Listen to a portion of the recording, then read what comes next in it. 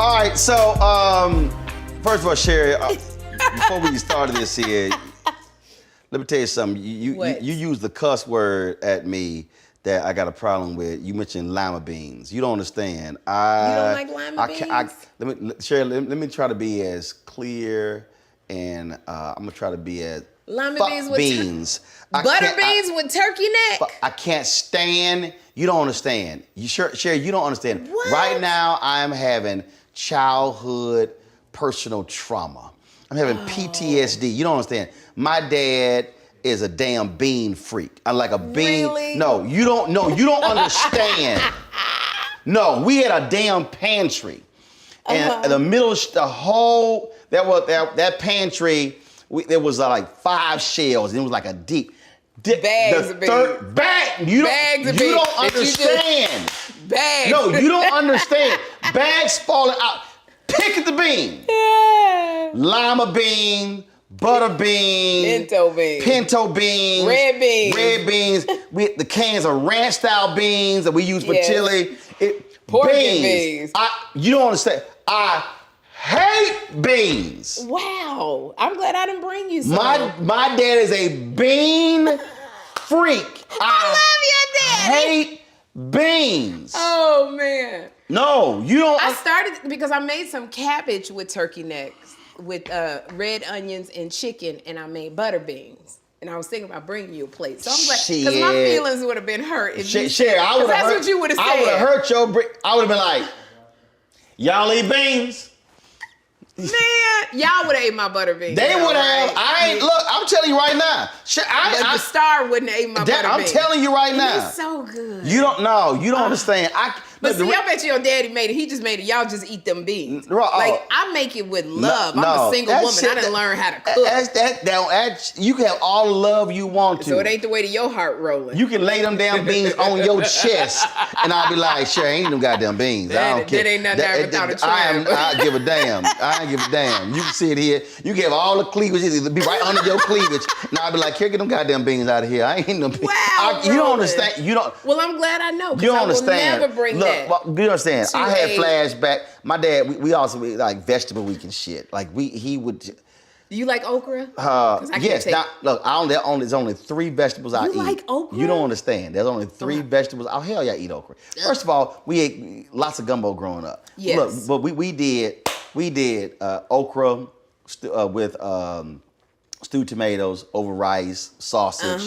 We made that. So I do. These are the only. And look, and Jackie, no. Look, we don't even. 3? I eat cabbage. Love it. Okra, and I don't eat them soul food restaurant green beans. I eat the ones that you got to pick and pull apart. I eat the green, right? And but you can only make that in damn olive oil. Where you feel like your name is Beulah. And garlic sauce. Pulling it apart. That's the only. I am not eating that. That's it. You can keep them. You can keep all them other damn. You like collard greens? No, hell no. You don't like collard hell greens? No. Turnip greens? Hell no. Okay, here's why. No, hell no. Don't come to me. We could have never been together. No, we could. Your ass could eat this shit yourself. Cause see, I know how to cook. I was baking at 7, cooking at 8. I don't need you to cook for me. I'm good. I don't need you to cook for me. There's only a few things I can do for a man, and making food is one of them. No, I don't need you to do that. Shit, you do the other 3-4 things. Okay, well that's what I know not to bring. I don't even. You understand? My dad, we would eat all these damn vegetables, and I was sitting there going, man, did he not gonna eat this shit? Well, I'm like, this dude and this squash and these. Okay, all them greens you mentioned. This is why I don't like those. Right. So Miss Elkins was our babysitter. Right. Okay, Miss Elkins. She lived on Fidelity Road. We lived in Clinton Park in Houston. They had all that. I hated the smell. Right now, I could be sitting in that back room, and the kitchen was right here, and the sink was over here, and they had one of them like a small dining table, two vinyl chairs over here, and I could see them damn greens in that sink. And the smell, I could smell right now. No, that's chitlins. No, it wasn't chitlins. No, you don't understand. They had all, I'm telling you. They was soaking the greens. Here, I can right now see them sitting in the sink. I can see them damn beets on the table. Right. And smell, so the smell. You don't. So for me, if I ain't with the smell, it will not be eaten. And I could not stand the smell of all them greens and the beets. And I used to sit there and I'd be like this here. Oh, they're coming all the... Those are the memories growing up for me in Chicago. I can't. I don't eat peanut butter. I hate the smell of peanut butter. Damn peanut butter and jelly. We good.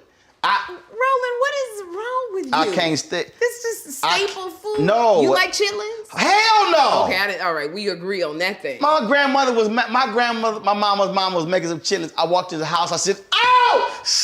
I ran. Yes. No. Yes. I ran. No, you don't understand. I ran out of the house to the street. My dad came like, "What?" I said, "The fuck." Wait, how old was you? 7? No, I was in the funk. The funk. It was the funk. I was like, yo. I hate. We wasn't allowed to run out. If we even did that, we would get a whooping. No. I remember chitlins being little, and every year they would take it out of that big old tub, and it would sit there for seemed like 2 days. And I remember it was all gray, and they used all that hot sauce. I would go, it stinks. And then when I realized it was dead intestines, I'm like, why are we eating this? No. I can't do chitlins to this day. No, hell no. You know, it's a delicacy. They used to sell it at Bloomingdale's over in New York. You could buy chitlins. They stupid. They would ship them out. They stupid. That's what I said. That's never. Dumb. So I am very, okay. So Henry says I'm particular. Yes, you are. With food. No, you picky. No, I'm not picky. I'm specific. All right, well. It's like I hate cold food.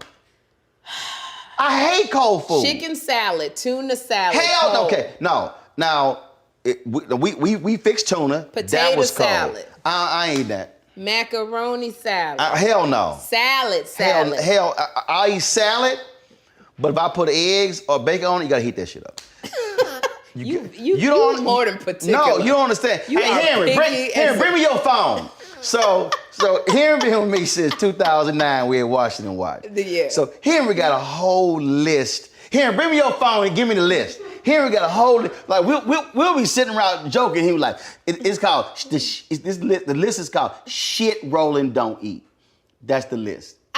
Oh my God. Oh no, you don't understand. I can't stand cold ass food. I was at University of California at Berkeley, and all that shit was green, yellow, red. Yes. I was like, y'all got anything brown? Anything? And it was all these pastas and everything. Right. I was like, I said, I know it's a professor's lounge. Y'all got a microwave in here. I got to heat this. I said, I got to heat this shit up. I got to go. Gosh. Oh, I found a microwave. Because I'm telling you, all right, so Henry keeps this list. He calls it the Martin Madness. I don't eat no damn macaroni and cheese. I don't eat no collard greens, peanuts, peanut butter, damn pecan pie. I'm not a fan of cheese. The only reason I eat pizza, because my brother came home. He was a senior, he's a freshman in college. Right. He said, say, dog, you ain't gonna be able to survive college if you don't eat pizza. So I willed myself to eat pizza. And you loved it. He said, all beans. Now, I will do baked beans, but that's only for barbecue. No cold food got to be hot.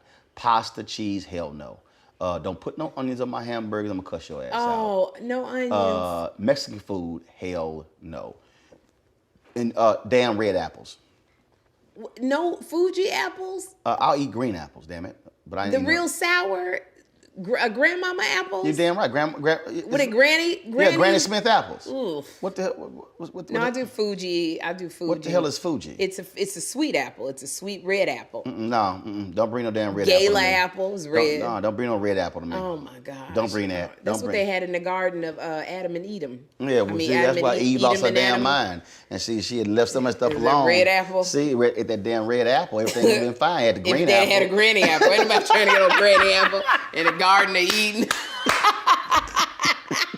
Everything would have been fine. They had a granny apple. That shit up. She read the red damn apple. Hell, did stuff right. Did stuff right. But no, I know what I like. And look, as long as we all fine. And again, I know how to cook. See, so you cook what you like, right? Because I ain't never look. A woman ain't got to do much for me. Yeah. I don't need her to iron shit. I got that. Yeah. She ain't got to wash no clothes. You the last of the Mohicans. I got that. Rolling. You understand? You really Jackie are. washed. No, here's what happened. Jackie washed something of mine. That shit shrunk. I was mad as a. I said, first of all, I ain't asked you to wash. Oh, rolling. But how you shrunk my shit? I said, there's a label.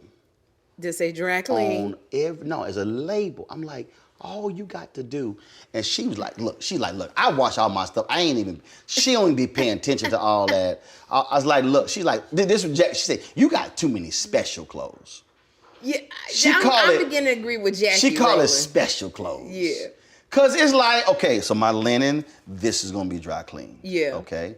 I got my African outfits, I got my formal outfits, I got my golf shorts. Look, my golf shorts, Hager, wash them warm. Not cold, not hot, warm. Don't dry that shit high. Dry it low. That's why I'm like, so. Rolling, you so big. I mean, but I understand you don't want your stuff to shrink. You don't want to be wearing no Daisy Dukes. So we sat here. I remember we at our house in Dallas. It's probably second year, first year of marriage. And she washed some shorts of mine. I was like, yo! Then I went, woosah.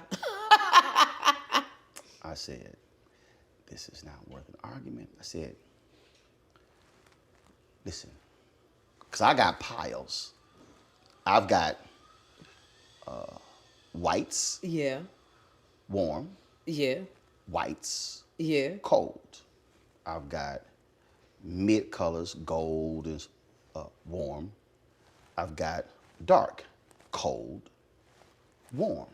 I said, if you feel a need, if you have this urge for some reason to wash my stuff, I just want you to pick up one item in that specific pile and look at that label, and whatever was on that label, that pile is how they need to be washed. And then your stuff never got washed again, huh? No, I said, if you don't want, so Jackie ain't washed my clothes. Well, I wouldn't either with all those requirements. But it's fine though, cause here's the deal though. Yeah. She washed her stuff. You wash your stuff. I wash my stuff. You the most self-sufficient husband I Everybody ever known. good. Like she before I came out here, she's like, you done washing?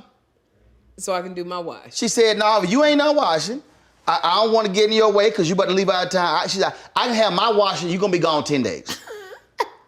But so like seriously, she does not she don't even go to dry cleaners. So you do all of that? I go to dry cleaners. I've never met a man like you, Roland. You're particular and you're wonderful at the same time. Hey, we just get like see, we don't even do all that. You got a lot of requirements, yet you have none. Yes, that's why I said, look, I'm low maintenance. She's like, no, you're not low maintenance. I said, no, I'm low maintenance. I said, you ain't got to. I don't need you to do. You low maintenance if I just leave you alone. Yes. Then you low maintenance. Yes. If I keep trying to interfere in your stuff, you just high maintenance. But if I leave you alone and let you go, leave me alone. So low maintenance. Leave me alone. See, everybody, I'm telling you. You want to go play golf for 10 hours? Bye, honey. Low maintenance. Hey. Low maintenance. 10th wedding anniversary. Where you at when you coming back? What's it? High maintenance. I'm getting it. Sustained. If I want to be happy, leave my husband alone. Leave his ass alone.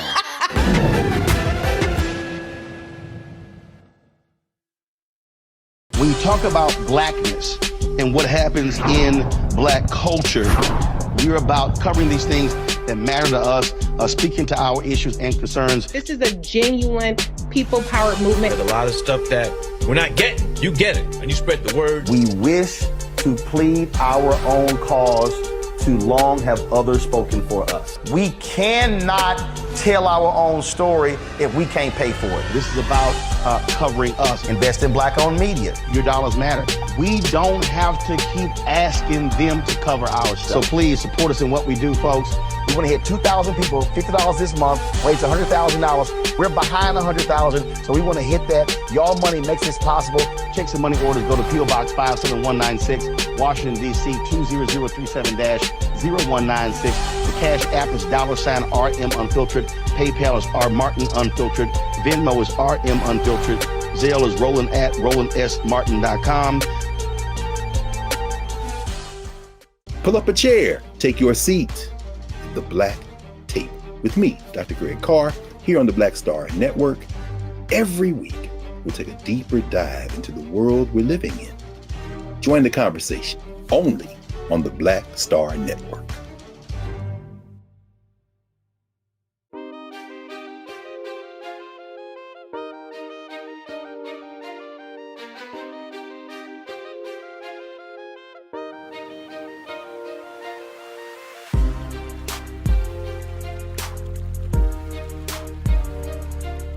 First year, man. Phone ring. I'm like, yeah, what's up? She's like, hey, I want to go get this. All right, why you calling me? She's like, what you thought? Well, I was like, is the house note paid? She's like, yeah. I said, lights paid? She says, yeah. I said, is the car note paid? So all the bills paid. Why you calling me? Roland. No. You understand? She paid the bills. I'm like, why you calling me? I said, go on. I don't even, no, seriously, I cannot tell you, this is true story. I cannot tell you right now how much money is in my personal bank account. Because my wife handles it. She pays everything. Now I know how much is my business account. Right. Matter of fact, if I pull up all my accounts are on one, because we're all the same bank, I don't even look at the personal account. Right. That's you and her. Right. It's 6 of them. Yeah. There are 4 business and then 2. I don't even look like literally. My eyes don't even go to that line.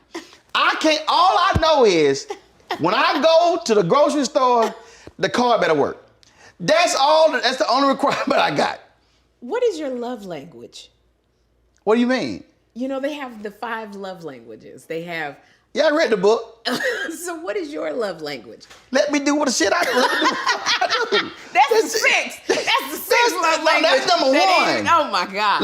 Number 1 is leave my ass alone. No, I'm telling you, I think people complicate this thing.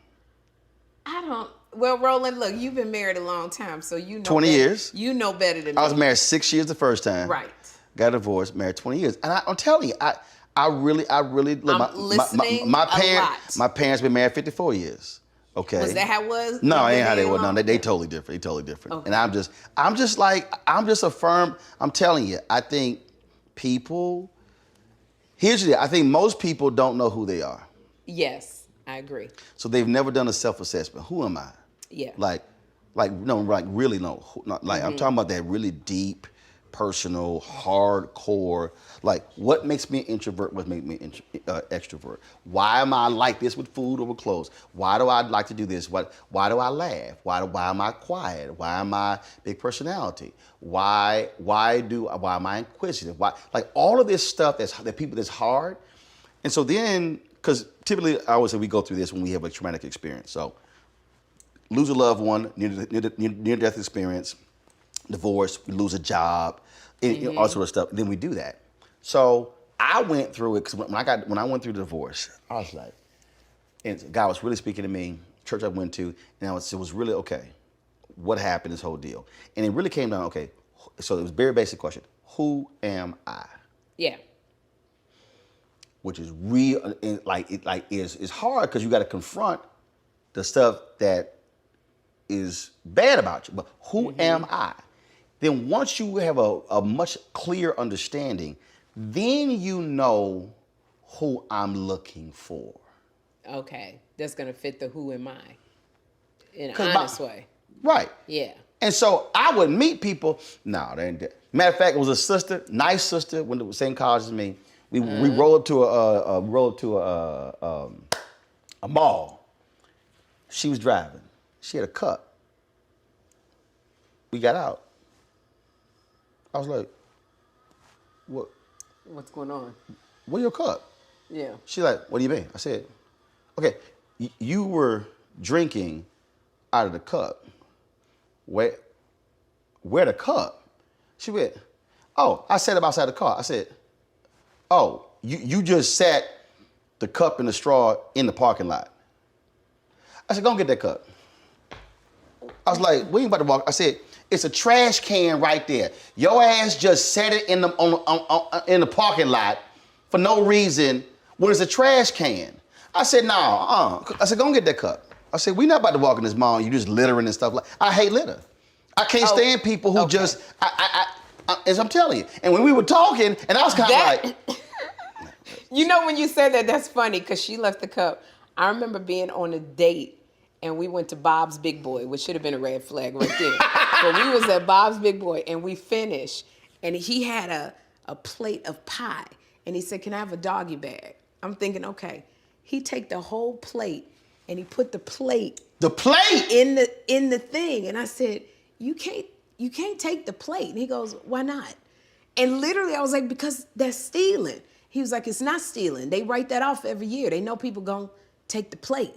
And I remember sitting there going, we're arguing back and forth about him taking, he said, I take the hotel towels. And I said, "But I can see the toiletry, but not all." He said, "No, I take all the towels." And he said, "They write it off. I don't see what the problem is, and I don't see why you get mad at me because I'm taking the plate." See, right. And I remember thinking, note to self, I can't get with a man who take plates from the restaurants.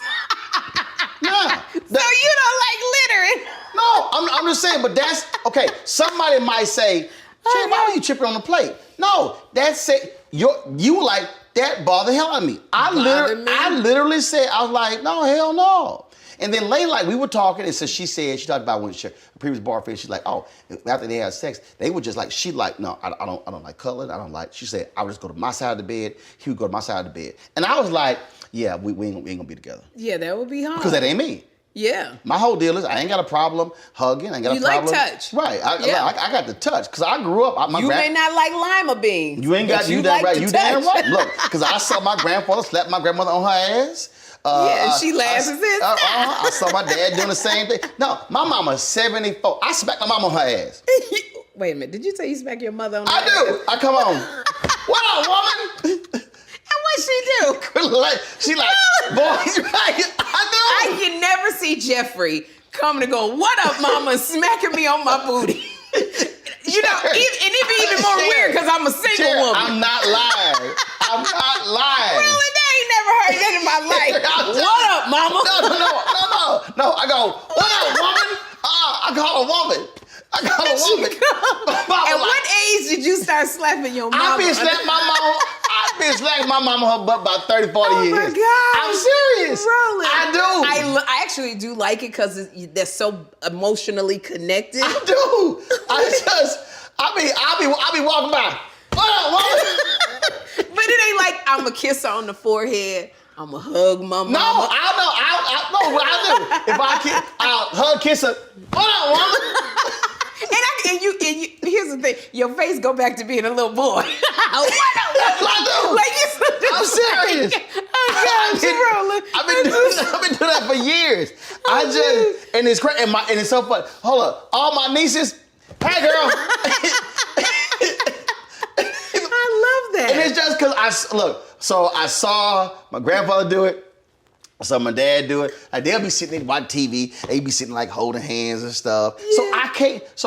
So again, that's one of those things that if you meet somebody and then like that ain't them. Yeah. We ain't going out again. Because you mentioned the love language. That's gonna be a problem. Yeah. Right. But do you think people could change though? No. So because that's something that's something that's not a characteristic. No. Well, you know what it actually is. If you leaving your cup on the ground, you taking a plate, it is part characteristic. Right. No, that's and the cup on the ground, fine. You know what? You can work on that. But that I roll my side of the bed, he roll his side of the bed. No, that's gonna be a problem. I'm telling you. That's why I look at it, I say, what are pillars? Like, what are like just these unmovable things? Right. That no, we can't compromise on that. That's one of them. And it's just, and I'm telling you, when I talk to a lot of people who've had divorces or bad relationships, it's because they never ever said, no, these are pillars. And it just, I'm serious. Well, yeah, I think it also goes back to we're not being very honest with what we like. Especially being a woman, you just like, I want to be, I want to be married. No, I'm so real. You're not honest. No, about I'm real stuff. honest. Yeah. No, I'm over honest.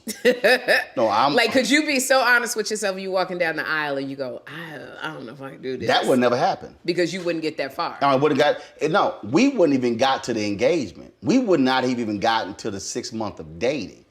No, it was just because, again, I'm telling you, if I was this one, she was like, baby, how you doing? Do you miss me? This shit ain't gonna, no, this ain't gonna work. This ain't gonna work. Oh. No, because baby. You don't like that needy. Oh, do you miss me?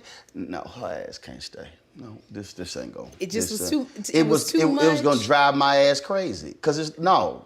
Because you knew it wasn't gonna be one time. It was gonna drive my ass crazy. Now see somebody else. See me, I don't mind a man going, did you miss me today? Did you think about me? And I go, yes, I did. That I don't mind. Talking. Rowan gonna be doing romantic talking. Rowan gonna be doing But see, my love language is words. That's my point. Of affirmation and words. So I love talking. That's my point. Yeah. So when you know you, and you know your love language, now you know when you meet somebody, oh, that ain't gonna work. See, we ain't even gotta go down, because here's what people do. They compromise on it. Well, maybe. Right. No. I said pillars. There are things that you say, no, I need that. There's no way I could be with a woman who does not like hugging and being affectionate. Yes. Would not. I'm and telling apparently slapped on the ass. What on? Oh, no, you got slapped on the ass. Or is that only reserved for your mama? No, Jackie would get mad. They be like, why you hit me? I was like, you gonna get smacked on the ass. I'm just letting you know. Like, but you got hit so hard. Yes, you got to hear it. You got to hear it. Oh, gosh. Oh, I be That's a sore Jackie booty. turn around, she be like, I'm gonna hit you. I was like, don't hit me, I don't care. I'm like, you gonna get smacked on the ass. If you gonna be here, oh, gosh. you get smacked on the ass. You getting smacked on the ass. I don't care. You know what I'm gonna do to Jackie when I see her? I'm gonna go, what up? And she gonna be like, your ass been sitting at the top of the rope. Oh, gosh. Oh, she. I Oh, no, she know. Oh, shoot. I'm gonna smack on her ass. Gosh. I don't care. Yeah. She don't like it. Guess what? Oh, you man. get smacked on the ass. I think I like the honesty. I think that women, we are into. A lot of women say, "Well, we can change. We can." And now being here after 2 divorces, I go, "You can't change." No. Anybody. You are who you are. You are who you are. Yeah. And it's like, and that's fine. Yeah. Your ass just not gonna be with me. Absolutely. And it's okay that they go and I before. Younger, I was like, no, we gotta be together 24/7. We gotta wear a red t-shirt that say, I'm his, he mine. Oh, hell no! I got That's that Pete repeat shit. That's what growing up, I don't know where the phrase the Bopsy twins came from, but that's the phrase where you look like the Bopsy twins. Yes. I don't know what the Bopsy twins You gotta is. have like the hell matching no. stuff No, on. do you understand? There have been numerous times she's gotten dressed, I've gotten dressed, and we walk out and get no conversation. Ain't like I looked at her outfit, same color. Shit, I'm changing. We ain't, no. Not even the same color scheme. We ain't changing. No, hell my no. We goodness. ain't changing. No, I said we change it. I'm like, either you about to change or I'm about to change. But we ain't wearing the same It's colors. so cute. No, we are not. I ain't with the t-shirts no more. I used to think No. that I saw a couple, and I'll never forget, you remember how, like, when you say you young and something stuck in your mind? I remember being one time at Great America 6 Flags, and there was a white couple in front, and he had his hand down in her shorts, and she had her hands down in his booty. And I thought that, in my 20s, that's what I want to do with my guy. I want to put my hands down his shorts, Now I'm fine and I with want that. his hands in my... I'm fine with that. Now I don't want your hand down in my butt. I'm fine with that. I mean, I ain't got a problem with that. I mean, that's... I ain't gonna dismiss that. I'm cool. Cause sometimes you got might be a stiff wind that day. You got to hold on. That's why I couldn't be with a flat ass woman. I mean, you got to be able. Something got to be cuffed. Something got to be. There has to be a hook to.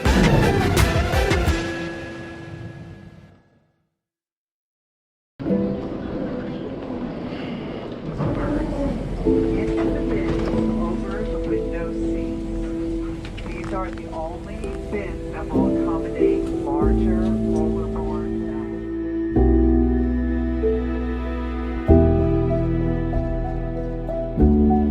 They put 10 in here? 10, and you don't come out till you die. And you eat him, you eat 10. Oh my God. So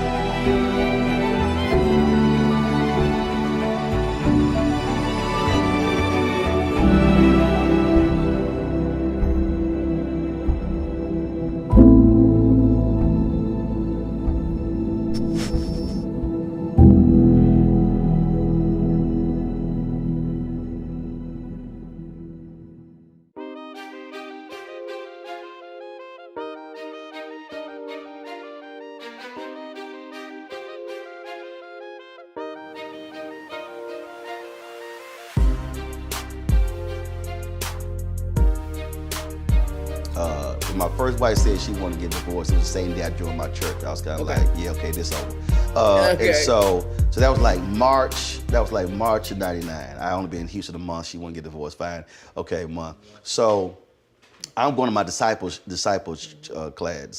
training class. I was one of the folks, when the time for walk down the aisle, decision counselor. Yes. I was one of them. So all of a sudden, I hear, Mr. Martin, I need to speak to you. I turn around, I was like, oh, shit. What her ass want? Because a couple weeks earlier, Yes. I come to church. She said a little late. I disagree. First of all, preacher ain't started preaching yet. I was on time. Okay. So rest of that stuff, that's preliminary. That's like going to a football game. And Oh, you mean all of the worship, the whole worship? Yeah, that's like warming up before the game. That's okay? you entering in the presence. No. I'm in the presence when he stand up and she stand up about to preach. So I roll up there, and so it was a woman named Jackie who I grew up with when I was Catholic, and so they were standing next to each other. So Jackie, let me introduce you to Reverend Jackie Hood. She says, I said, man, let me go over here and get me a seat. She's like, well, if you got here on time, you would have had a seat. That's what Reverend Jackie Hood said. And I went, yeah, okay, whatever. And see, I was like, whatever. And see, you gotta understand, like we had this like large church. I don't sit in the back. Uh-huh. No matter what time I get there. Yeah.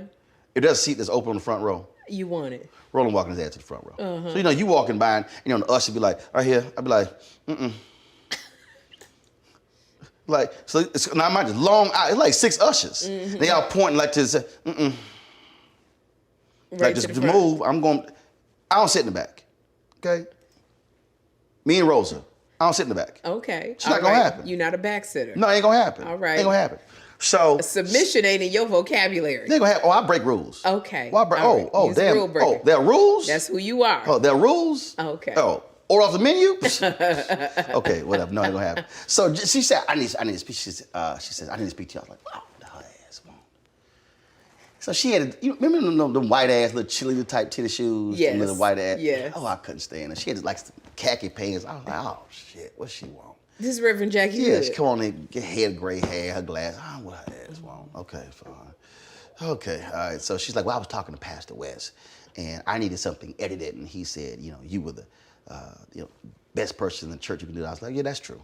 Because I was manager. I know, she was like- I was manager of the Houston Defender, and so she had some like pamphlet. I was like, all right, so okay, so you want the church edit, you want the real edit. And what'd she say? She's like, when I want the real edit. I was like, yeah, okay. So I put my red pen out, I marked that shit. I had the blood of Jesus on that pamphlet of hers. I did extra editing. I mean, I was like, switch this, change this font size too wrong, move this photo, change. I was like, okay, there you go.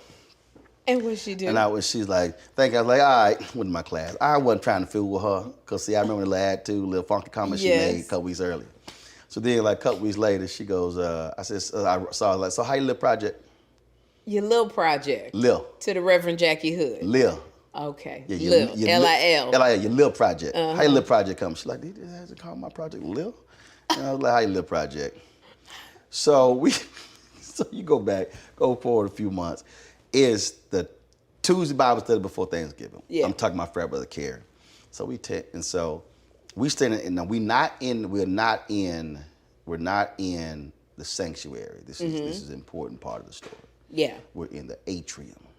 Okay. We're in the building. Right. But we're not in the sanctuary. Right. This is an important distinction. Okay. So we were having a singles party that weekend. Remember, I've already gone through divorce. Yeah. And so she was down there with this other woman. They were going over where they gonna play stuff. And Carrie was talking, and I was like, you know what? Jack got a nice ass on her. She had a pair of black pants on, because before she had that preacher robe. Right, I mean, she had the robe on, you couldn't see tell. nothing. Yeah. So I was like, and Carrie's like, yeah. I was like, nah. So then the group was supposed to go out to eat after church, and then so folks dropped off, and so like she needed gas, we pulled in the gas station, so I got up on the gas.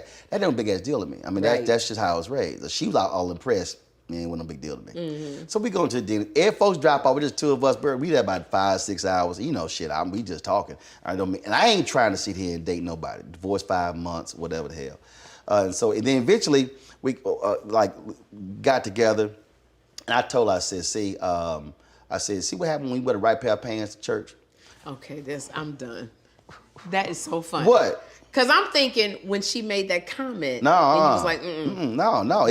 It was the ass. That was the first thing. If I had not seen the ass, it would have been, you would have paid her no mind. Would have paid her no mind.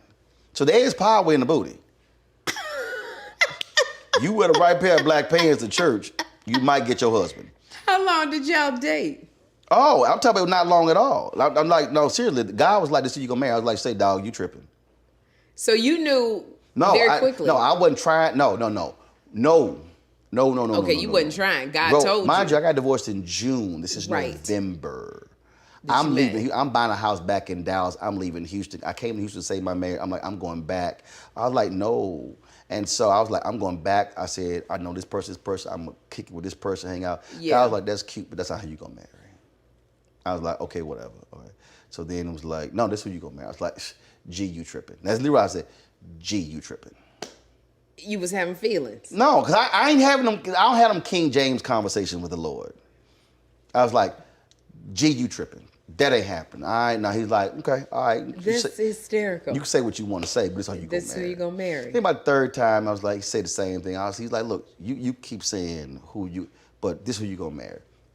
And about the fourth time, I remember I was taking a shower.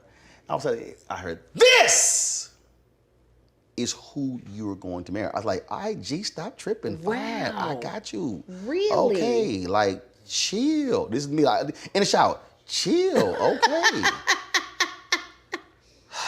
All right. Like, all right, okay. Like, I get it. So, I go to the house like, no, look, all right. God has said we're supposed to be getting married. But I need to reconcile this. So we ain't gonna have no conversations for about a year about getting married. Cause again, I just got divorced. Remember, I was like, yeah, and she had a fiance who had passed away. I was like, yeah, we ain't about to sit here I said, so we gonna hold that thing off about a year. So don't even bring it up. Mm-hmm. Just don't even talk about it. So she's fine with it. And then next year we at my parents' house and I grew up with a family that caters. My grandmother catering. I was like, all right. I said, can y'all call y'all church, find a date in April? Really? Yeah, I never proposed.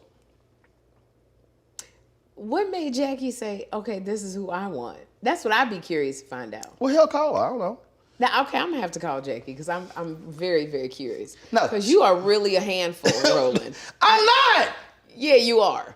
No, I'm not. See, that's the problem. People think, but again, if you leave me the hell alone. What woman want to hear this? God told me I'm supposed to marry you. But we ain't gonna talk about it for a year because I'm still not sure. Hey, I ain't gonna be sitting me and God were talking to you at the same time, and so you had to agree to let me work through it. She let you work through it. And then she's rewarded with, we all cater. Y'all pick out the thing. We pick out the date for the church. You gonna be there? I ain't give her a ring till the day before the wedding. Oh my God. It wasn't all that drama. That's why God said. It wasn't all that drama. And she had a fiance who had passed away. Are you romantic? Oh yeah, I'm romantic. Yeah. You are romantic. Yeah. Oh hell yeah. What do you do that's romantic? Well, first of all, you say, what do you do is romantic? What are your actions that say you're romantic? Oh no, you it's can just say you're romantic. No, it's just natural love and affection. It's if we do things together. First of all, I'm a hell of a masseuse. So let's just go ahead and be real Okay, clear. so you do you can do a good, great. Oh hell yes. You work them hands. Oh hell yes. Okay. Yeah, I got a whole Kama Sutra kit. Home kit, travel kit. All right. Multiple oils. Now, do you say, this is what I'm going to do, or you just do it? I just do it. I ain't got to sit here and send no email. Shit. You just, no, the kit sit right next to the damn, right. No. You got mango, you got raspberry, you got chocolate, you got original, you got all of it. You got cool mint, you got the honey dust powder with the feather. All of that. You got all that. Oh, no, got skills. Okay. No, ain't no baby oil. Oh, okay. Yeah, you get what to get on. There ain't no baby oil. Yeah. No. It's the full. Then they got a Kama Sutra travel kit. I did not know. It's like a little box, little small bottle. You can put that in your toiletries kit. So boom, when you hit the road, boom, you good. Okay, I didn't know this. Yeah, absolutely. Maybe I'll put it in my, that little treasure chest for when I do get married. That's all I'm saying. It'll be already there. That's all I'm saying. So no, I am. But I'm telling you, I go back to where people screw up is they don't understand who is this person. Right. But before that, who am I?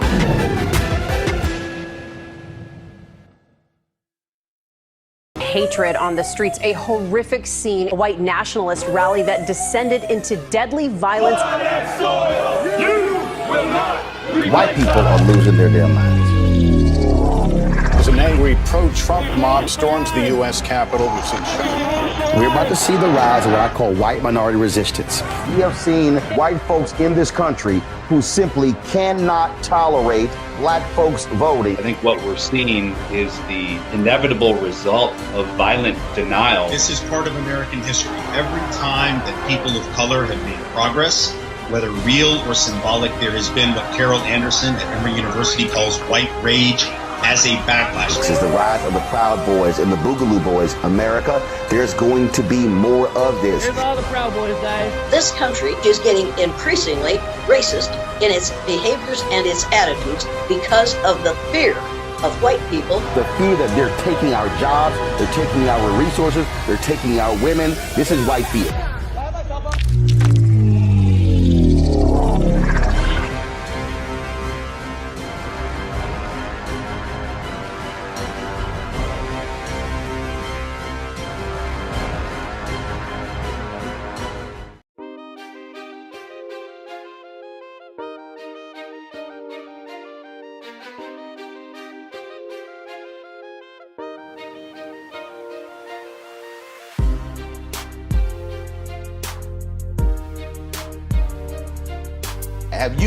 Have you said, okay, who is Sherri? This is who I am. I really feel like I have. After the second divorce, I feel like I went and really went deep into therapy to go, who is Sherri? What makes me tick? Mm-hmm. What makes me smile? What makes me cry? Who is Sherri? Mm-hmm. I think I've come to a good... And it's painful.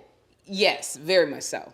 A lot of those therapy Because sessions... you got to be I went honest. Now, see, I didn't go to a therapist. I was just me and Yeah. God. I did. It was just me and God. I just worked it out through meditation. Yeah, see, I tried that. It was many times I thought I heard that it was God's voice, and it was not God's voice. Yeah, I knew it was. So I knew. Yeah. Yeah, see, but you knew. Yeah, I you knew. knew.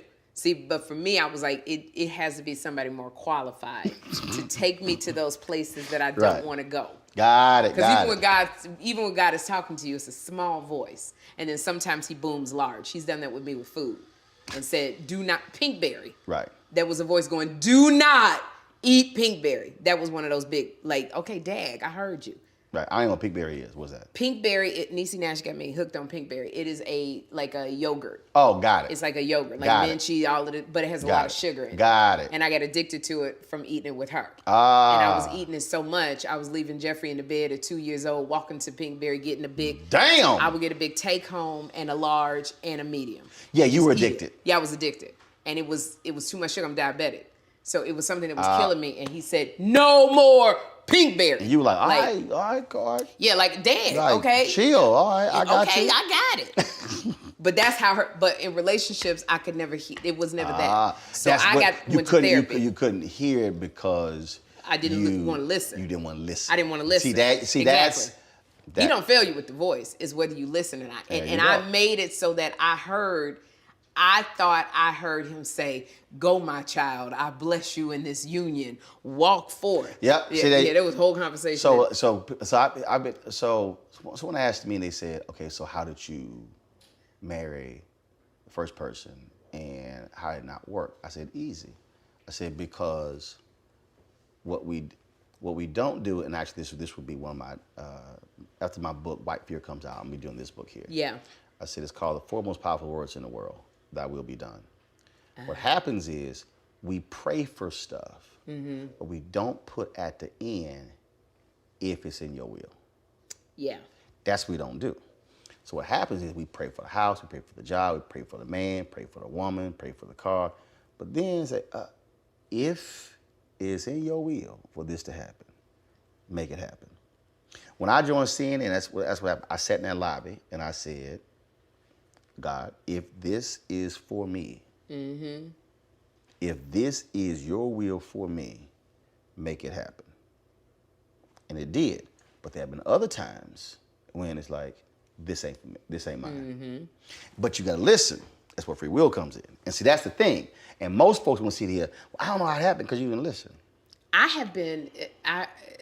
There have been in my single life and dating where I've said, well, all the time, I go, "Lord, if this is not your will, slam that door, shut that door." And ultimately, Roland, something will happen where I find out something or I see something, and that part of Sherri wants to go, but I said, but you prayed. Lord, Right. show me. Which shut you that gotta listen. door. But that's the same thing with jobs. When I knew when the guys who owned Chicago Defender, they were not going to let me run it the way I needed to run. So I was kind of like, all right, you know what? I could do this. I could do some other stuff. I could do a consulting deal. So I'm going through this whole deal. God says, I will not open a single door for you until you publicly announce that you're leaving. Ooh. I couldn't decide internally. He said, no. You have to publicly announce that you were leaving. Now, mind you, this is like October. My contract's not up until March. Right. Like, not a single door will open. And I did. I gave it to the newspaper, let it out. Literally, the next day, a phone call, then another phone call. Then and these people who already knew. Right. None of these things were happening while I was in this. Well, I could do this, I could do it. It's time to go. And that's the thing. So when you understand the power of it, and that where we, and then people say, well, how you know that was God? Like, cause on the other side, like when I got divorced, he told me to leave everything. Oh, and just walk away. He said, you can take that, you take that. He said, leave everything. He said, what I have for you is far greater than that. He said, but I'm going to take you lower than you. And I said, oh, wait, we ain't got to. I ain't signed over all that. We ain't got to go lower. And I did. I lost a whole lot. He said, leave everything. He said, because that cannot be mixed with what I have. Man, my lawyer, I have frat brothers, my brother, everybody like, are you out your mind? Spud Wells, my homeboy. I went to his house in Dallas. We played golf, and I fasted and prayed for 4 days. Golf is always involved in it. I was like, I remember being in one of his bedroom. I was like, I'm gonna trust you on this one. I said, because see, Ro wanna break her ass in half. Ro wanna. So and people like, how you know? I was like, oh, I know what Roland wanted to do. That wasn't Ro's choice. Ro's choice was to break that ass in half. And you know. I left know, in flames. You know it was me. I know what I wanted to do. But that's the thing that and so when you talk about like same thing. So when you are coming across assignments and have there things that come up where you said and you thought about it, you prayed on it and said no. And people like, shit, what you doing? Nope. No.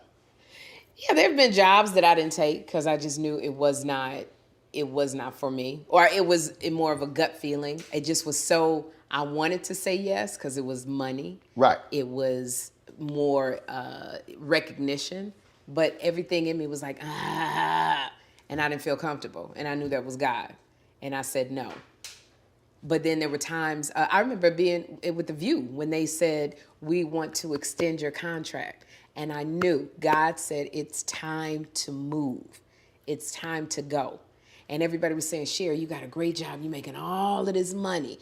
And I said, no, it's time. And they said, you ain't going to be able to, you've been away from Hollywood. And I said, it's time to go. And when I didn't, that's when I realized I was about to go through this divorce and it was going to be expensive. It was going to be a lot. And I said, I'm going to stay. I said, I'm going to stay for a couple of years, make this money. See, go ahead. I'm going to make this money, and then I'll get out, Lord. So I'm do a compromise. I'm going to do what you say, but I'm going to do it on my thing. And he went, really? He went really. And you know when he went really? They said that we were heavy in contract negotiations. And my manager called. She said, they're not going to renew your contract. And I went, hey, so wait, what? Just yesterday, they was offering me more money. She said, they just decided not to renew your contract. And I remember sitting in front of the mirror at The View, and I went, what happened? And it was very clear. God said, I told you it was time to go. So if I got to push you out, and I remember I was very calm. I was looking in the mirror just like this, while I could hear this voice inside my head going, I told you it was time to go. You gonna go. Right. Like, oh. And I said, but Lord, I got this going on and that going on. And I could just hear laughter. Like, what you think, I just got here yesterday? Like, Didn't nobody tell me, Sherri, what about the... What is the angel? Who is the angel that's supposed to have put the note in? And he said, do you trust me? And I said, not really, just a little bit. This is just all I need. And that's also being honest though. And that's all, I mean, when I said, he said, gonna take you lower. You get divorced, June 99. Go back to Dallas, buy a house, promise job, get there, dude who offered the job, not returning phone calls. Wow. Like I literally bought a new house in December. Wow, and said I'm here. And I'm like, what the hell? I'm like, your punk ass ain't returning phone calls? And to this day when I see his ass. Wow. I'm like, deuces, don't even come near me. And so here I am, scrambling. Guys already said, this is who you gonna marry. New house, no stable income. Walked away from managing editor job with the Houston Defender because that's not why I was there. Growth 2000, I'm trying to grab any freelance opportunity, sitting here and like, I don't even have, I don't even have money to put blinds or curtains up. Because literally, I bought the house in December. And I get there and like no job, like not returning phone calls, nothing. Wow. Like I don't even exist. And I remember when I go through 6 months, like it was around June, early July. He starts writing all this stuff down. This is what you're gonna be doing. So then I'm like, all right, I'm ready to go. He's like, no, I got to move some people in place. All these things will not happen at the same time. And then literally I get a call to produce an election special for a cable network. It was $10,000 a month. Yo, that was like, that was it. And I'm in LA, Democratic National Convention. Night Al Gore accepts his nomination president, appendix ruptures. In the hospital 5 days. While I'm in the hospital, Forerunner, which lease was up, but I was still driving, they get it from the airport. I sent a colleague to go get the Forerunner to take it to my house. She gets there, she's like, can't find it. And so I'm sitting there, so no vehicle, hospital 5 days, no health insurance. Oh. And then, so I remember when we're back and forth, she was in Houston, but I had her SUV. I'm about to drive it to Houston, transmission goes out. And so now I gotta get home. And so one day a check came in, it's probably about $200. And I was like, yo, I gotta deposit this check. Cause I'm like, keep lights on. Called several friends of mine, nobody was available to take me to the bank. So I had to walk to the bank. Now this is Texas, is August. Oh my goodness. It's hot. Yes. And you talking about, I'm walking 6-7 miles one way. So now it's 14 miles. I get home, Sherri, my legs are throbbing. I'm talking about throbbing. Oh. And I get in the house, I said, look, I ain't mad at you, but I'm pissed off right now. I'm like hot, like, you know how we qualify. I ain't mad at you. I'm pissed off right now. And this is exactly what I hear. I said I will supply your needs. I was like, look, I heard you. But the transmission out, nobody they're available. And he said, do your legs work? I was like, yeah. He said, like I said, I will supply your needs. See, that's that kind of answer you just want to go and curse and be like, that's such a low, right? That's such a low, right? Oh my God! That's exactly how I was like. Oh, so you got jokes? Oh like, my God! You tripping, huh? Oh my gosh! So I will supply your need. Your legs worked. Your legs work. He said, that's that frustration. We be like, Lord, yes. I just.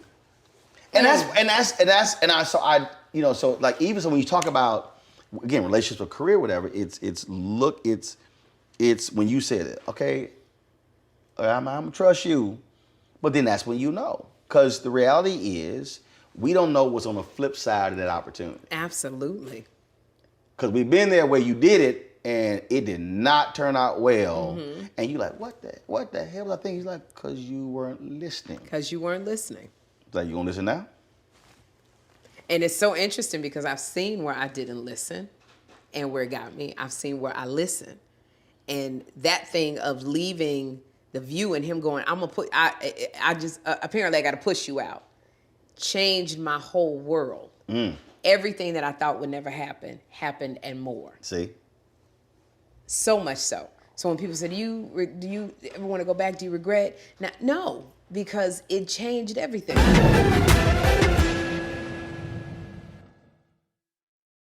When you talk about blackness and what happens in black culture, we're about covering these things that matter to us, speaking to our issues and concerns. This is a genuine people-powered movement. There's a lot of stuff that we're not getting. You get it, and you spread the word. We wish to plead our own cause.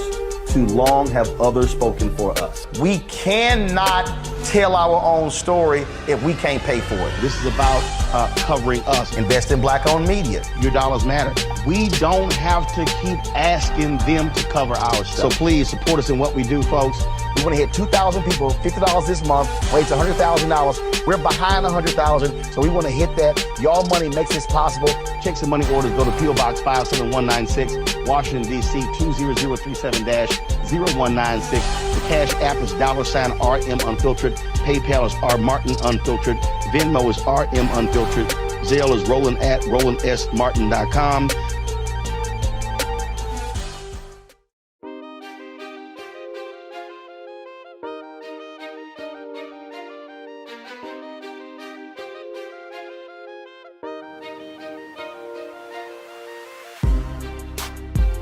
The generation before us, they didn't have a lot, and we were conditioned.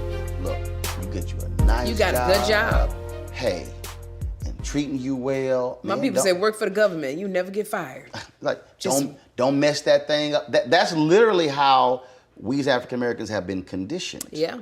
And then when you bounce, folks like, the hell is wrong with you? Yeah. When I left, when TV One ended my show, at 8 months left of my contract, they offered me a new deal. I told my agents I'm not gonna take it. Mm-hmm. And he's like, he said, bro, it's easy money. He said, they're probably not gonna do another show. They're gonna pay you that $27,500 direct deposit every month and you ain't gotta go in. I said, no, because the contract stipulates that because a black-owned company own other stuff, I can't do anything that targets African Americans. I said, the election's in 2020, mm-hmm. 3-year contract. If I'm under contract, I said, I will not have any way to have a voice during the election. I said, I can't do that. Yeah. I said, Tom Joyner retires in 2019. This is 2020. I said, I cannot do that. And I said, it does not matter what you negotiate. I will not sign the deal. Yeah.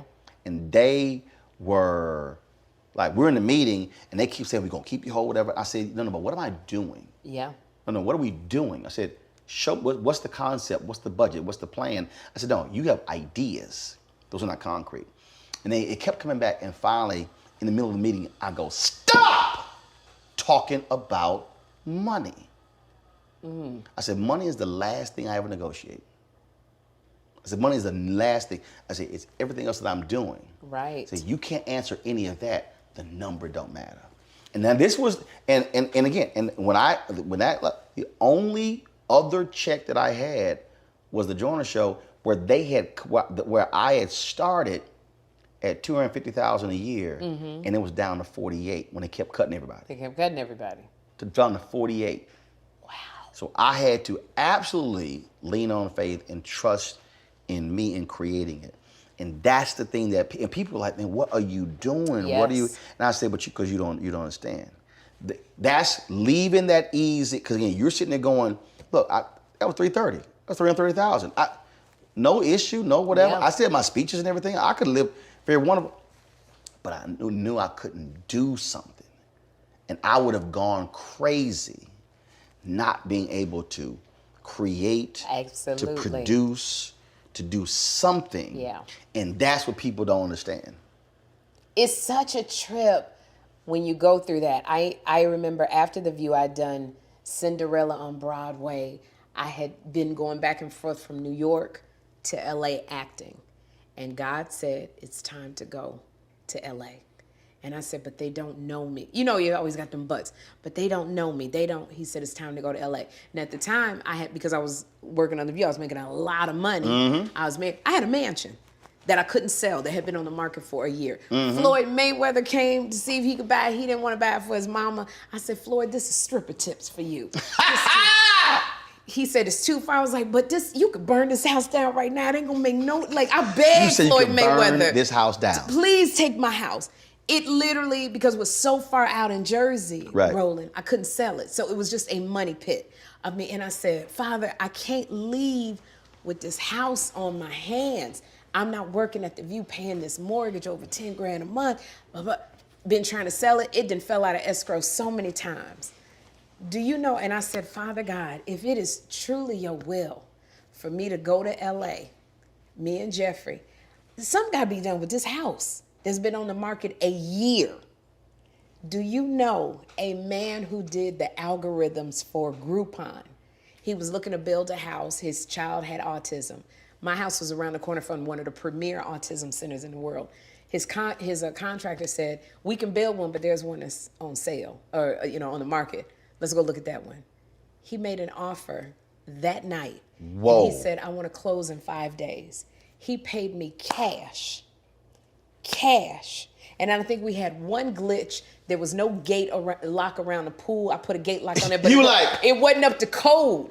And the man who, I put the different lock on there, I found somebody to get the lock over there. They said the man who does the permits, he's going on vacation. Do you know we got him before he got on the plane? He came out there. He said, I don't know how y'all got me.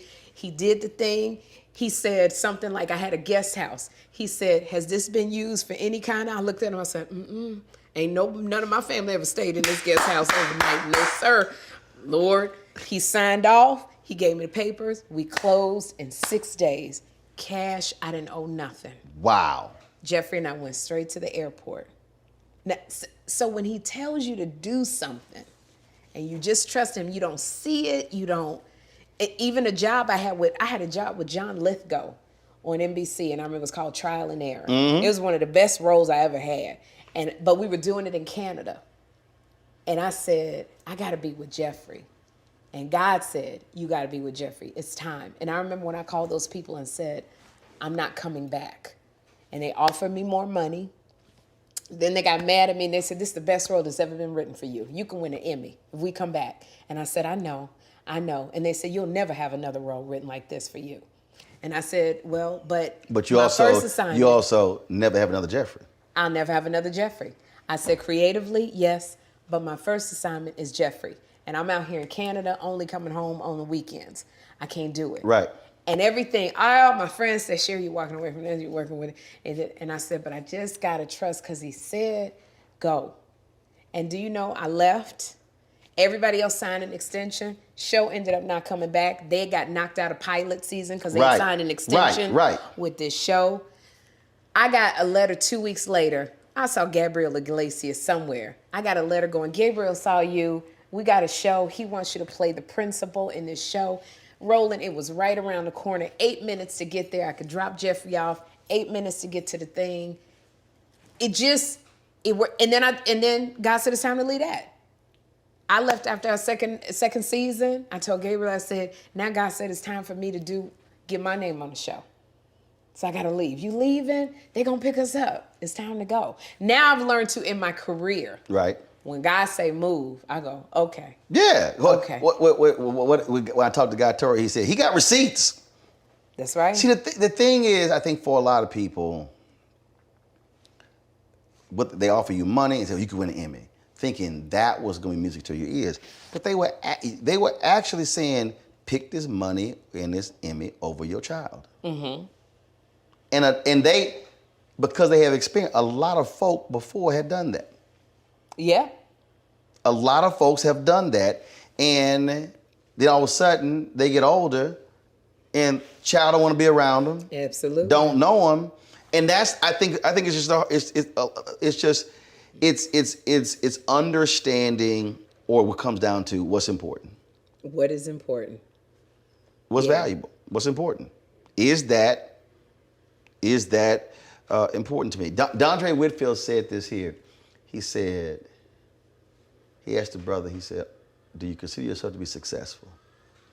It was like, won 8 Grammys and everything. He said, no. He said, you're accomplished. Are you successful? And he said, your kids don't want to be around you. Ooh. He said, you're about to get divorced. You have no relationship with your other child who's 3,000 miles away who doesn't even want to see you. He said, you are not successful. Wow. He said, you accomplished. And I think that's just where, and that's where also the validation comes in. I've had people tell me, yeah, man, but you had a show on CNN and MSNBC. I'm like, yeah, but I own this. That you own it. I said, I own every camera, every light. I said, I can do what I want to do. I can have the conversations I want to have. There are no notes. Right. I don't have a VP of development or programming that you gotta answer telling me how we need to edit this interview. None. And out of all things I've done, I said, I have a complete joy because I don't have to deal with someone else determining my fate. Right. We're gonna come out here with George Lopez Golf Tournament. We're gonna rent this Airbnb. This is what it's gonna cost. We're gonna shoot for 5 days and gonna fly back on Sunday. But none of that happens if I don't walk away. If you don't walk away. In 2018. None of it happens. None of it happens. Yeah. And that's, I think, so you apply that to jobs, you apply that to relationships, you apply it to everything. But I think women, Roland, we have a hard time applying that type of faith to relationships. Oh, absolutely. There's something that we can apply it to our jobs, our careers, school, kids, but that thing of relationships, even in the little things. I was on a dating site and I put my age. I'm 54. Right. Am I 53 or 50? 54. And everybody said, you wasn't 54? That's too old. People ain't gonna go past 45. And I said, or they'd be like, yeah, don't do it. Don't you tell anybody your age.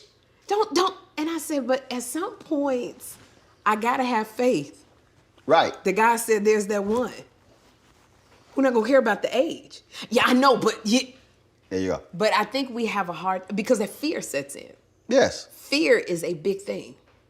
But see, I look at a different fear. Yeah. A fear of not listening. Yeah. See, that's a greater fear. When my first wife said she wanted a divorce, I was sitting there. It was. I'm like, wow, how did we arrive at this point? When in fact, the reality is, I actually had called it 3 years earlier. I said, if these things occur, this back will be. Literally, I said, if these things happen. And so, remember, I forced a conversation, and she finally said, I don't believe in being equally yoked. And literally was like, ooh. I said, that's it. But then what was interesting, I kept, it's like what you said when you changed the prayer. I was praying, God, save the marriage. I changed it. I never forget. I was on the second floor upstairs. I was watching television. And I said, God, open my eyes to see and open my ears to hear what you want me to see and hear. Wow. Literally, within 10 seconds, the front door opens and she come in the house bitching about some Christmas lights that was sitting on the side of the doorstep and why I hadn't put them up. And I was like, wow, God, that was real quick. Wow. It was something that was it's Christmas lights that the gardener had taken down or whatever. But it was like DEFCON 5. And I was, I come downstairs and I'm standing there in the front door and I'm going, I ain't saying nothing. But it's like, you are losing your mind over some Christmas. Are these lights worth this level of yelling and argument? No. They just some lights that can get picked up and thrown in a box. But, and I'm talking, it was within, I'm talking about literally, door opens, open my eyes, and going off. I was like, man, that was quick. and that was the deal. And I think, so what happens is, that's why I go back to that whole, that will be done. Is this for me? Mm-hmm. Versus that. And for a lot of people, that's just what messes them up. Because I think what we want, especially in relationships. Yeah. Remember I said I knew exactly what I needed? So there were wants and needs. Mm-hmm. I think the problem is we actually create our list of wants. Exactly. But we don't go back, no, what do I need? What Remember I said the pillar. need? No, this is what I need. Yeah. If take away the house, take away the job, take away the cars, what do I need? What do I need? See, he can be looking good, but what happens if he gets burned? Mm-hmm. He can be tall and handsome. What happens if he gets paralyzed? Yeah. See, we go through, and I think that's what messes people up because they don't want to confront. No, you've chosen all of these. I actually hit some brothers and sisters with this with him. I said, we were at this conference, and they were talking about how their mother and father and their relationships, they would go on and on and on and on. So the next day we had a part, we were talking about their list. I said, brothers, could your mama make your list? Ooh. Sisters, could your daddy make your list? Ooh. Slayed the room. Silence. Because it forced them. See, y'all got all this other stuff. Your daddy, who you talked about, special, whatever, your daddy couldn't make your list. Maybe something wrong with your list. Yeah. And that's the thing. So absolutely as we get older, I think also we look up, it was a bunch of bullshit I was focused on. Because it is. You know, it's so funny because I think we as women, we're afraid to say, give me what I need, or if it's your will, sometimes because what we want is this, and we're afraid that you're gonna go, that's not what I'm gonna give you. Right. I'm gonna give you this. But I literally have a girlfriend who was on all the dating sites. Beautiful, beautiful, beautiful. She wanted a high earning, he had to make this amount of money. Boom. She threw in, because she said, well, God say put what you want. Right. He had to have a plane. Boom. He had to have what? Yeah, she wanted him to have a plane. She wanted him to have she wanted to have. 2 years later, Roland, we were talking. She said, you know what? I just want a man that's kind. She done went and dated, went on all of these high profile dating sites. Boom. And she said, I just want a man that's kind. Boom. And I said, or do you have to have a plane? She said, girl, we can take Delta. It had changed so much. But I know some people, sisters, who would say, well, she's lowering her standards. No, I actually said no. She's actually elevated her standards. Because again, what we've defined, what we do, again, and I'm applying this to job, career, and relationship. Yeah. It's the validation part. It's, I want this person to have all of this and look like this to see what they gonna say. Yes. So just like the job. God told me, man, when you gonna get you a real show? That's why I'm on TV one show. I said, I'm on TV 2 hours a day, 5 days a week. No. He said, no, I know you have TV one show. He said, but I mean a real show. Like CNN or MSNBC. I said, well, you do know we shoot my show in NBC News Channel. Mm-hmm. That when Brian Williams comes to DC, he sits in the same chair I sit in. Right. Because it's in the same studio, same cameras, same walls, same set, same control room. Mm-hmm. I said, but you don't think it's a real show.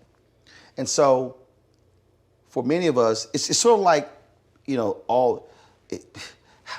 got to get that Oscar. I got to get that Emmy. Okay, but why? What? It's that validation. It's what people will think. There you go. When you can let all of that stuff go. When there are some absolutely amazing actors. Yes. Who ain't never won. Do you realize the first award that Frankie Beverly and Mays ever got was a trumpet award? It boggles my mind they have that Frankie never Beverly won. and Mays have never won a Grammy. No. A nothing. No. A performed no. at a but yet they sell out everywhere they go. And one of the few groups that will force your wardrobe change. No, seriously. I told somebody, think about this here. We love the Commodores, we love Earth, Wind & Fire, we love the OJs, we can name all these groups. Is there any other group that will, I gotta put my white on. I gotta wear my white. That's what I'm saying. What I'm saying is, but the thing is, for years, I'm talking about for years, I was hitting this thing. I would see Deborah Lee, I'm like, when y'all go on? I said, and I told Deborah, Deborah, do you understand? They've never won an award. She's like, are you serious? I was like, no, they never won an award. BT Awards finally honored them years later, but they had never been acknowledged. I was there. I was one of the presenters. Oh, wow. They got the Trumpet Award. It was the first award they had ever received. But you can recite every daggone Frankie Beverly and Mays song. That's what I'm saying. So if Frankie Beverly and Mays defined their career by the awards versus the love and the adoration of their fan base. When I interviewed Frankie, he started crying just talking about the whole concept that I put together this special was, this is a more basic question, what is it about Frankie Beverly and Mays that we love? So I had all these different people answering that question. And when we did the special, he saw it, and he said, man, my woman Pam Moore, was TV anchor in San Francisco, she made dinner, she invited me over. He said, we sat down and watched it. He said, man, she had to stop it a few minutes in. He said, because I was just crying. Wow. Because it was they were talking about what the music means. And so it was all these different definitions of it. But that's the same thing. They've never won a... Do you know that's one of my deal breakers? If you don't know 3 songs that Frankie Beverly Mays then made, we can't be together. If you ain't been to one Frankie Beverly Mays concert, if I say, that's just one of my things, if we're dating and I go, I want to go, you better be listening. Right. I love Frankie Beverly Mays. That better be in there. Then I'm taking Sherri to see Frankie Beverly Mays. And you better have on your white linen. You better. That's what I'm saying. But it is.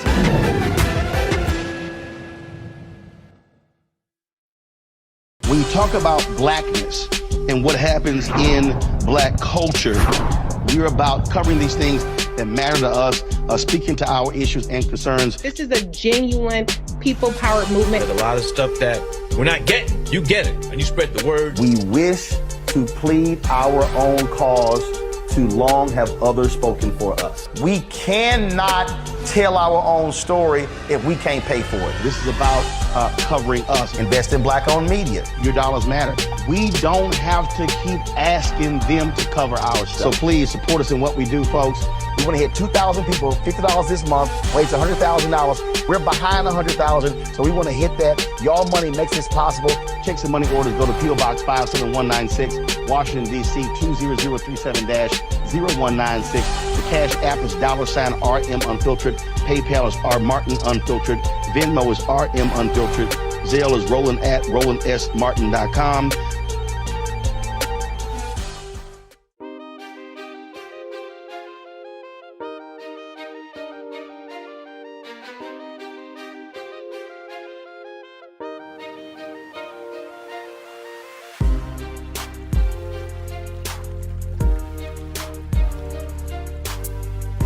Remember I said earlier when I was like, this really ain't that hard. Yeah. It's not that hard. It's a trip. The relationship piece is not actually complex. It's not if you are willing to actually listen and know who you are versus, what she say? She said, what she say? Want to be kind or nice? What did she say? She said, I want a man who's kind.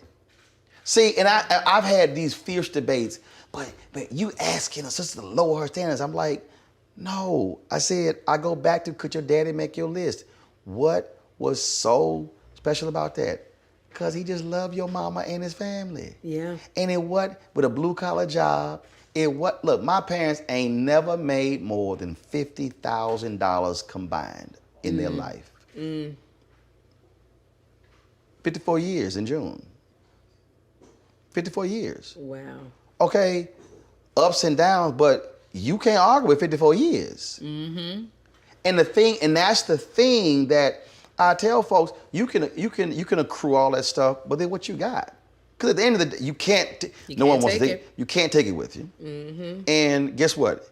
If you are sick, you can't use any of that sort of stuff. Right. But I bet you want to look over and see who's holding your hand. Yeah, what are those core qualities? Who rubbing your forehead? Yes. Who's massaging your feet? Who got that Kama Sutra travel kit? Oh! That's all I'm saying. That's really how basic it is. That's how basic it is. It ain't that complicated. You having fun? Oh, I'm having so much fun. It's really, and listening to you really about relationships. Because being in this place of doing so much work, of going, Sherri, just let everything go and do that hard stuff. But it's hard to go to that hard place. It is. But when you do go to that place and you figure out who you are and what makes you tick, then you can see. And it's easy, I think, for me to hear God's voice. There was one that I kind of was seeing, and he was calling. I said, Lord, if this ain't it, I need you to shut this door because I don't have the strength on myself, because he got all of the stuff that the world loves. See, there you go. All of the stuff. And I said, so you got to, and I remember I went to the concert. He was somebody big, and I went, rolling when I tell you, I said, God, you got to show me. And I went to the concert, sitting there. When I tell you, it was crazy from the moment I got there. Drama from the moment I left. I said, I just want to go to my hotel room and get back in bed in my pajamas and watch Netflix. But God showed me just as clear as day, this is what the future looks like. Boom. Crazy. And I said, you've showed me. Bye. Yeah. So when you do that hard work, yes, you go. That's what I'm saying, clarity.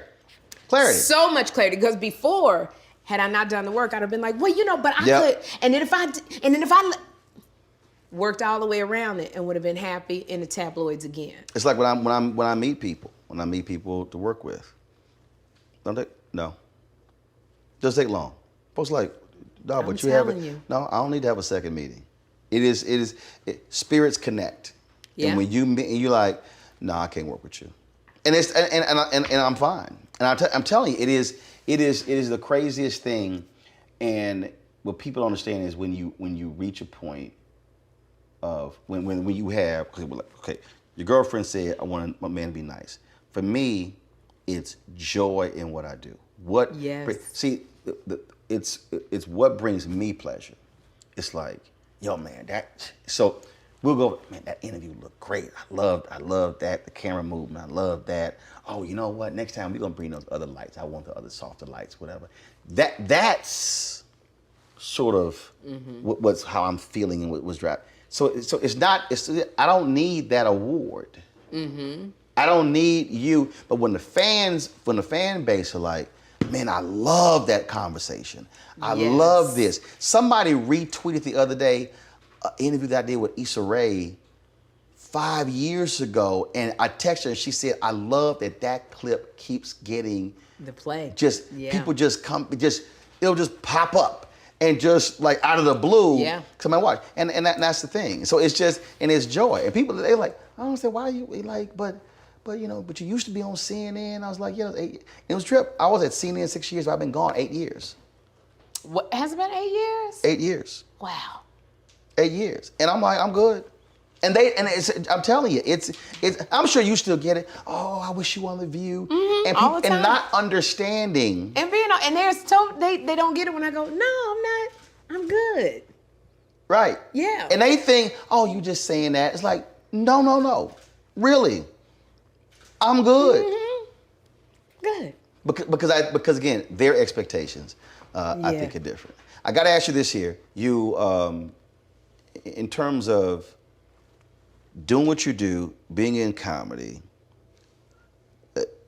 has it changed for women, or is it still a male-driven, dominated genre? It's changed a little bit, but I think if you come to see me at most of the comedy clubs I do in LA, it might be me and another woman and 10 male comics. Sometimes I'm the only one on the bill. If you come see me at the Laugh Factory Friday, I think I'm the only one on the bill. I think there's a lot of things that are still the same. I think we still have a big fight females. I love seeing more females in the game, and I love how more females are making their way other than the traditional stand-up. You got the Jess Hilariouses, the B. Simones, who are using the internet and social media to make their pathway with comedy. I love watching women do sketches on Instagram and TikTok. So I think we've had to go through the back door and through the window, because it still is very hard, Roland, to get spots at these comedy clubs being a woman. It still is very hard to get the respect. I always tell women when they get in the game, don't sleep with none of the comics. Be funny.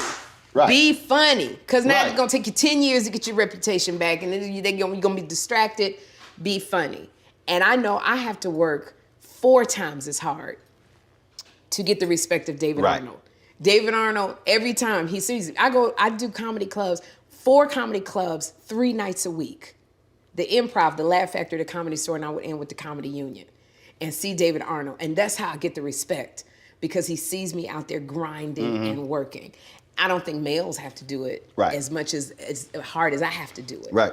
So I think, no, we still have a long way to go, but I'm loving the women that are coming in. I'm loving that women are coming in and don't have to downplay who they are on the stage. Because it used to be, you know, if you was too cute on stage, when Angela Means, who was in Friday, had a hard time. Right. Because she came out, she was so pretty, so the women didn't like her.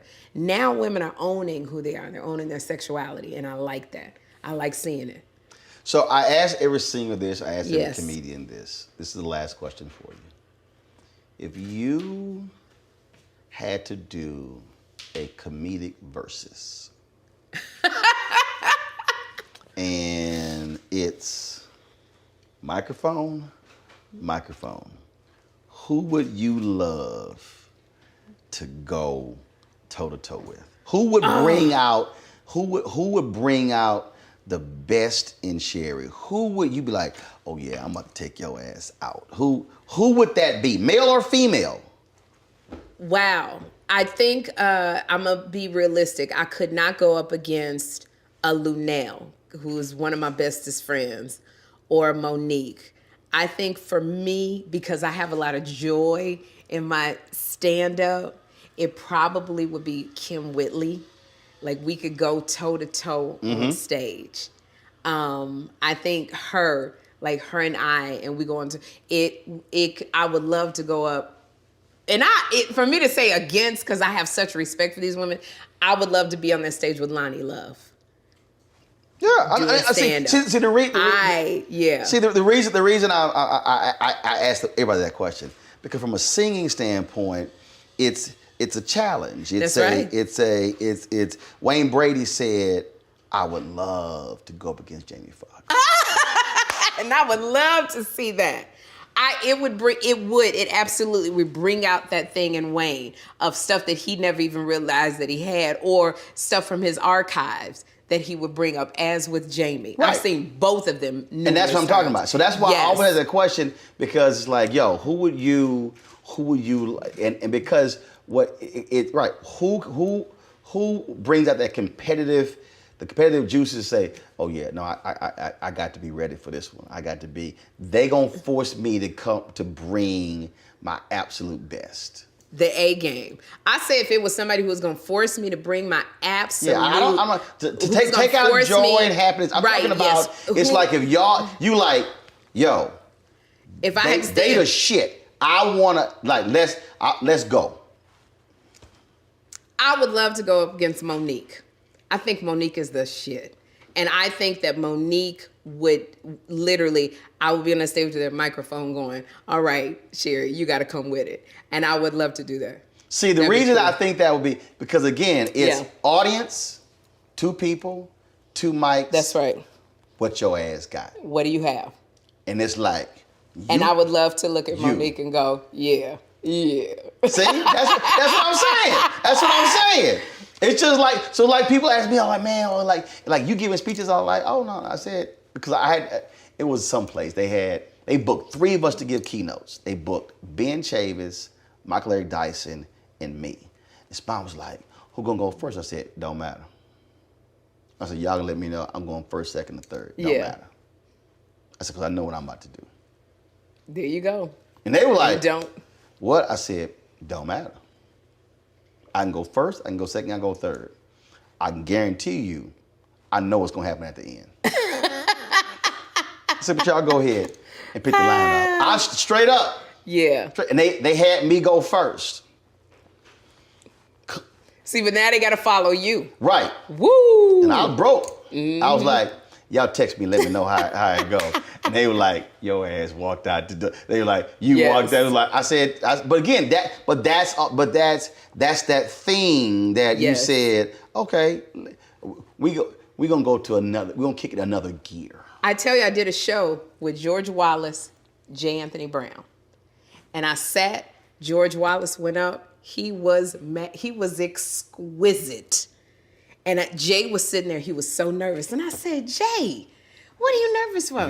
He said, I gotta follow George. But when I tell you, it brought something out of J. Anthony Brown. That's what I'm saying. Me and Sybil Wilkes was sitting there, J. Anthony Brown went to another level. So I'm saying, actually, this is what he did. There's this great scene in the movie The Legend of Bagger Vance where he said, with the Will Smith character, he said, look at Bobby Jones. He said, he's looking at the field. So Bobby's talking, whatever, but when he's time to focus the shot, all of a sudden, all the people in the fairway, and they all disappeared. Yeah. And then the fairway got narrower. And that's what I'm saying. Right. That's what the challenge does.